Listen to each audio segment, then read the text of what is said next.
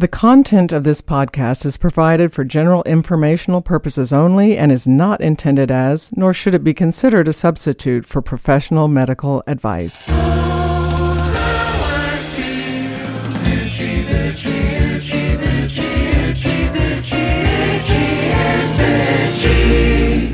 You are listening to Itchy and Bitchy, a podcast that provides answers to your many health questions. Thanks for being here.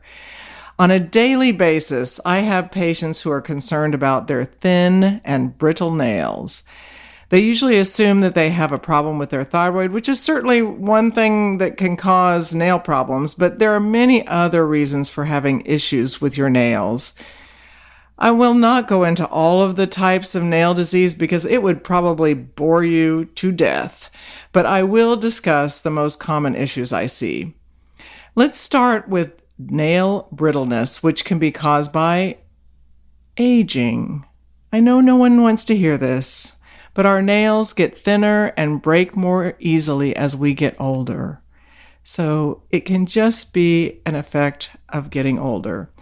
Pregnancy is another reason. At least there's an end to that versus the problem with aging, but pregnancy can be a cause of brittle nails. Skin diseases like eczema can trigger that. Systemic disorders like iron deficiency anemia, thyroid disease, or peripheral disease can cause brittle nails. And iron deficiency anemia specifically causes something called spoon nails, where your whole nail indents so it looks like a spoon. Environmental exposures such as wet work, occupational exposure to chemicals, and use of nail cosmetics can cause brittle nails. So using nail polish removers, nail sculpturing, application of acrylic gels, and now there's this dip that they use as well that just is hard on the nail. Repeated microtrauma from either disease or occupational hazards can cause problems with your nails. And drugs, especially chemotherapy, can cause brittle nails. And sometimes we just never, ever figure out why exactly our nails are brittle. But most of the time we can point to something that will cause that. Some other common surface texture abnormalities of the nail include something called onychoschisia, splitting of the free edge of the nail, which is usually caused by exposure to chemicals, water, or trauma. So if your nails split right on that edge, the part where you clip off, when you're clipping your nails, that splitting is usually because of some kind of exposure that the nail is experiencing. Transverse grooves are another nail deformity that are also called bow lines, B-E-A-U, bow lines.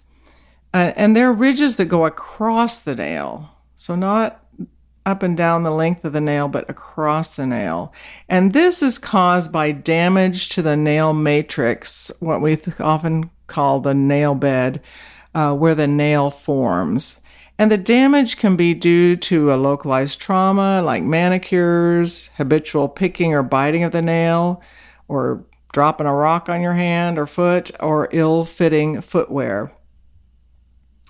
The other thing that can cause this kind of nail matrix trauma is a disease of the skin around the nail, like an infection or inflammation of the skin.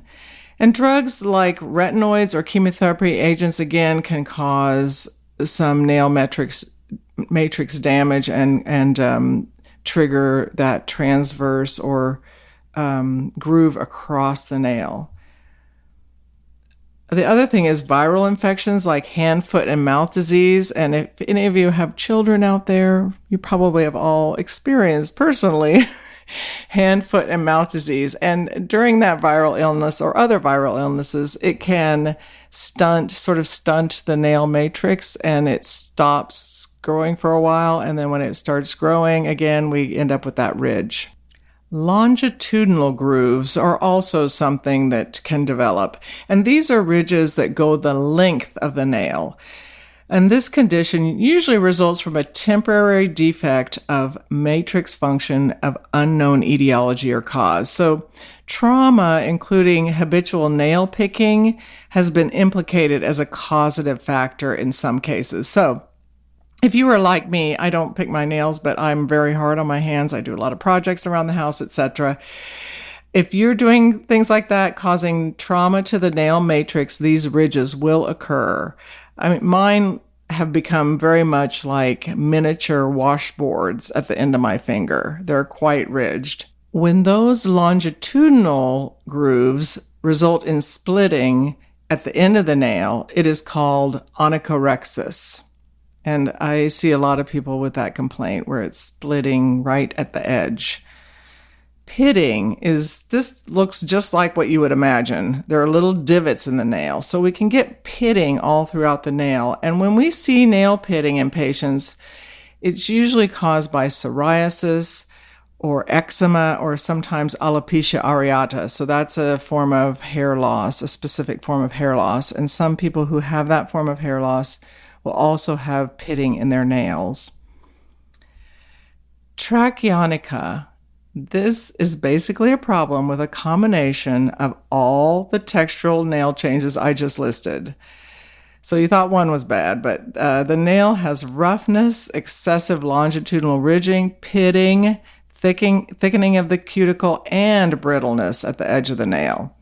It occurs mostly in children and is usually caused by psoriasis, lichen planus, alopecia areata, and atopic eczema.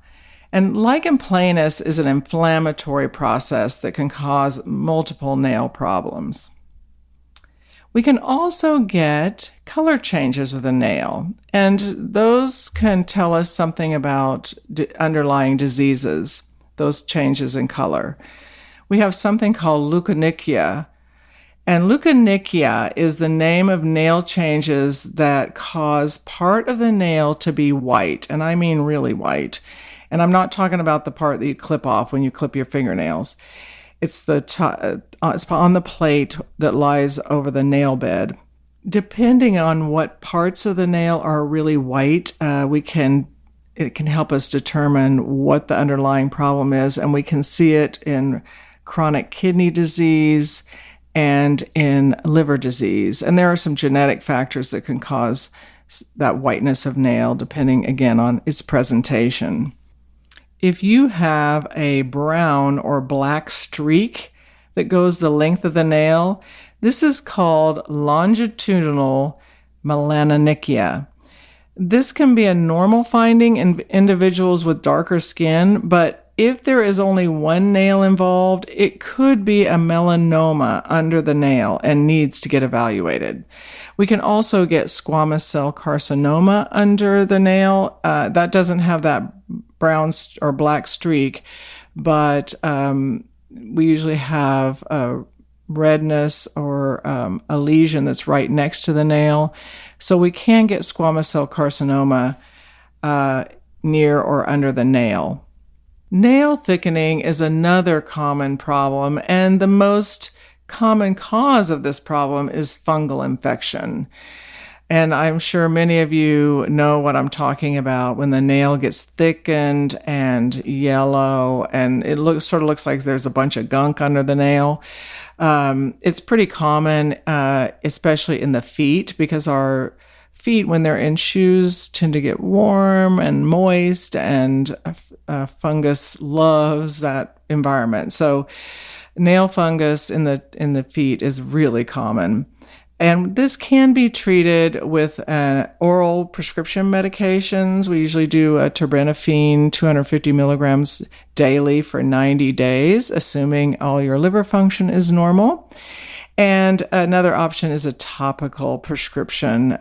It's not as effective. It doesn't penetrate the nail as well, but there are topical forms of nail treatment for fungus. And there are some genetic causes of nail thickening as well, but these are fairly rare.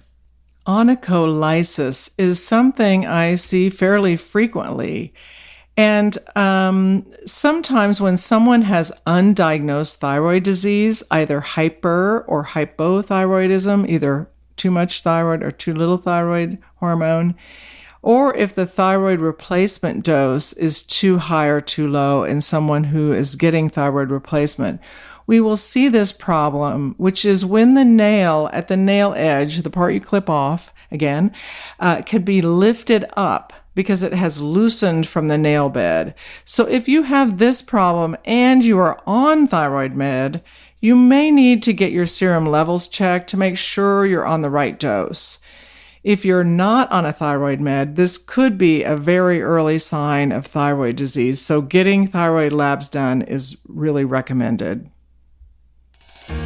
After this little break, I will talk to you about what we can do to improve our nail health. Ladies, I think most of us, if not all of us, have gone through the frustration of trying to find the perfect bra. Third Love uses the measurements of millions of women to design bras with all-day comfort and support that range in cup size AA to I, including half cups, and band sizes from 30 to 48. Every Third Love bra is made with memory foam cups, no slip straps, and a scratch-free band. Yes, these are great bras, but the really amazing thing that Third Love gives you is a fitting room quiz. I think most women have difficulty choosing the bra that truly fits them because we're often not exactly sure how it should fit. Their quiz is super easy and fun that focuses on size, breast shape, current fit issues, and your personal style. By completing this quiz, Third Love can give you the bra and underwear that are perfect for you. While you're taking the quiz, there are fit stylists available to answer any questions that come up. Between the quiz and the expert stylist, you never have to leave your home to find your perfect bra. From loungewear and wireless styles to their #1 rated 24/7 classic t-shirt bra, they're creating the ultimate shopping experience. What is new at Third Love? Well, premium cotton fabrics available in drapey, easy fit knits, in 100% cotton French terry, and in woven styles. These all come in sizes extra small to 3X. All in the quality and fit you expect from Third Love. They have loungewear that's made to wear everywhere, from lazy Sundays on the couch to weekend outings. You deserve a bra that is not only comfortable but high in quality, and if you don't love it, exchanges and returns are free. For me, one of the things that just absolutely seals the deal with Third Love is the fact that they're committed to giving back. They donate all of their gently used returned bras to women in need, supporting charities in their local San Francisco Bay Area and across the United States. So far, Third Love has donated over $40 million worth of bras. Third Love knows your one true fit is out there, so right now, they are offering my listeners 20% off your first order. Go to thirdlove.com/itchy now to find your perfect fitting bra and get 20% off your first order. That's thirdlove.com/itchy for 20% off today. Green Chef is the first USDA certified organic meal kit company. Enjoy clean ingredients that are in season so that they are at their peak of freshness. You know how I am forever talking about how to support your immune system. Well, Green Chef makes it easy to eat the immune-boosting foods you need to stay healthy and fuel a jam-packed into the summer. You can choose from 30 easy-to-follow recipes every week, with options for keto, paleo, and plant-powered diets, as well as meals to help you eat in a more balanced way. You know how much I love supporting companies that support our environment. Well, Green Chef is the most sustainable meal kit. you can feel great about what you're eating and how it got to your table. It actually is the only meal kit that's both plastic and carbon offset. On our menu this week, we're going to have cheesy chicken enchilada skillet with cauliflower rice, bell pepper, toasted pepitas, and crema. That's just one of our great meals we chose this week, and it is gluten-free and keto. I can't wait to try this recipe that is new to me. If you are not a meat eater, you can be assured that you will get the nutrients you need from Green Chef's vegan and vegetarian meals because their recipes are high in plant proteins and rich in omega-3s. Go to greenchef.com/itchy100 and use code itchy100 to get $100 off, including free shipping. Go to greenchef.com/itchy100 and use code itchy100 to get $100 off, including free shipping. Green Chef, the #1 meal kit for eating well. Okay, let's assume that you don't have any underlying problem that is causing your nail problems. And you just have nails that are splitting and peeling and dry and brittle, and there's no apparent underlying disease because you've had that all worked up and you know that you don't have all these diseases. What can we do to make our nails better? And #1, and I talk about this all the time for other problems, but #1 is to drink water. So just as water is important for your overall health, that goes for your nails too. Drinking water can help hydrate dry, damaged nails just like it does for hair and skin. Use a cuticle cream or oil. And the cuticle is that little bit of skin that's at the base of the nail, that you can push down. You want to be careful about your cuticles because, the nail bed is right under there. So if you're not an expert at cutting cuticles, I would leave those alone and just get that done by a professional. But you can gently push down your cuticle. But anyway, use a cuticle cream or oil because repetitive hand washing and manicures can dry out cuticles. So if they're not given extra protection with a nourishing cuticle cream, they will crack and split, increasing risk of nail infection and increasing risk of, injuring the nail bed. Don't overuse your nails. Don't use your nails as a tool. So avoid using your nails for everyday tasks like opening soda cans or prying something open, like opening your pistachio nuts. I'm guilty, but every time you do that, it just really is hard on your nails. So use an appropriate tool instead. Wear gloves when you are cleaning, gardening, or doing dishes. So if you know your hands are going to be in the dirt or in water or with, cleaning materials, you really need to protect your hands with an appropriate glove. So detergents and cleansers are super harsh on your fingernails. They cause drying and splitting and peeling. And soil in gardening can also damage your nails and has beautiful outcomes. Beautiful flowers, beautiful tomatoes, whatever. But use a pair of gardening gloves to protect your nails. Also, frequent hand washing with an antibacterial soap is very hard on the nails. And mind you, I wash my hands with the antibacterial soap that are in my exam rooms probably 50 to 60 times a day, probably more than that actually. But so I am not practicing what I preach. However, it is very hard on your nails. And during the pandemic, I know most of us have been doing this very thing. So you can wash your hands with a gentle cleanser, which will sanitize just as well as more stringent products. Follow this with a good moisturizer. This is another thing I do not do because I wash my hands so much. I don't put on a moisturizer right after I wash my hands, but I'm asking you to put on a moisturizer after you wash your hands. So at night, also use a really thick moisturizer on the hands and a rich cuticle cream like we were just talking about. This will help keep your hands and nails looking great. You can also soak your nails in olive oil for 10 to 15 minutes daily.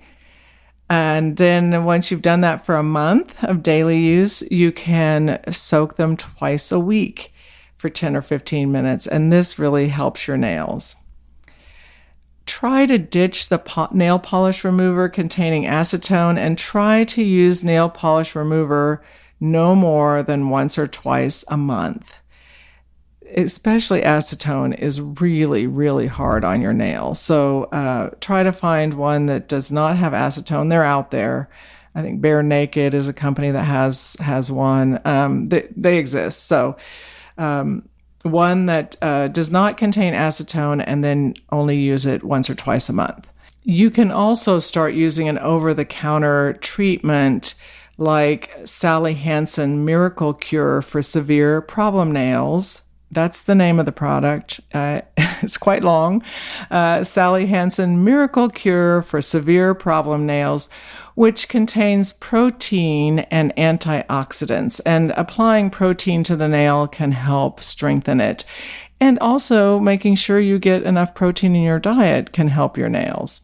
A clear coat of nail polish may also help protect the nails by keeping them covered. And even if that's just with a thin coat of clear polish.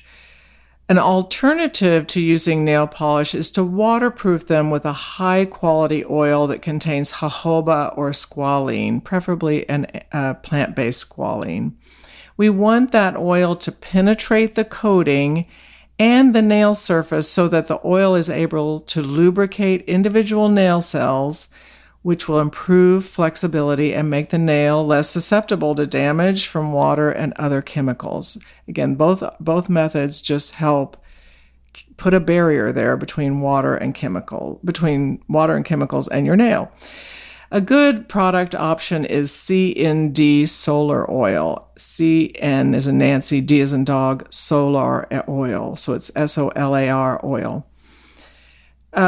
The other thing that can help, and this will require clear polish if you use polish, is to get some sun on those nails.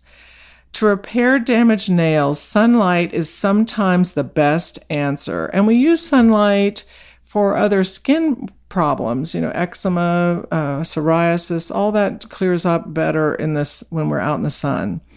Using a nail polish excessively prevents vital sun from reaching the nail bed. So if you're using an opaque colored nail polish, the sun doesn't reach your nail bed, and it may prevent nails from fully healing and regenerating. Sunlight is vital to our skin and it also to our hair and nails as well. Massage your nails. Massaging your fingernails stimulates blood flow to the area. It helps them grow longer and stronger. Use a moisturizing lotion and massage your hands, cuticles, and the nails themselves. Also, get into the habit of applying lotion immediately after washing your hands, which I don't do. Take a good multivitamin is another good recommendation. I recommend Garden of Life brand. Their vitamin code multivitamin for either women or men is a very good plant-based multivitamin. And be nice to your nails. And if you are being nice to your nails and the symptoms are continuing, please see your primary care provider or your dermatologist and get it evaluated. I want to thank you all for listening, and I want to give many thanks to Green Chef and Third Love for sponsoring today's episode. As always, thanks to Forrest Wenzel, our producer and composer of our theme music, and to hear more of his music, you can search his name, Forrest Wenzel, on Apple Music or Spotify. Please visit our Facebook page, I&B Podcast, where you can leave comments or questions, and I love to hear from you. Our website is itchyandbitchy.com. As always, remember that your health is in your hands. Itchy